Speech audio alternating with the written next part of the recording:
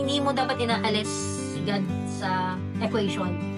Kung ano man yung ginagawa mo, kung ano man yung goals mo, I think at the end of the day, dapat ang center ng lahat ng ginagawa natin, huwag nating alisin si God sa picture.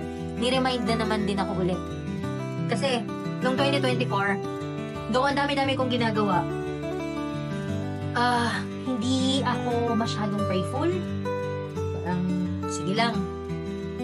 Tuloy-tuloy ka lang. Pero ngayon, dapat pala hindi ganun. Magiging attentive ako na maglalaan ako ng oras.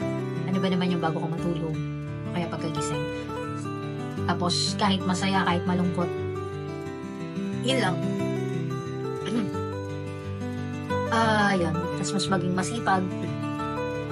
May nadaanan nga akong quote. Hindi ko alam kung familiar kayo. If you are given so much, much is also expected in return.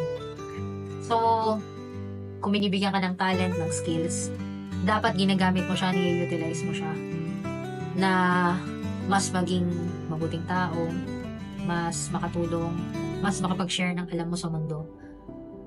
It humbled me, it reminded me na lahat ng meron ka, hiram lang yan.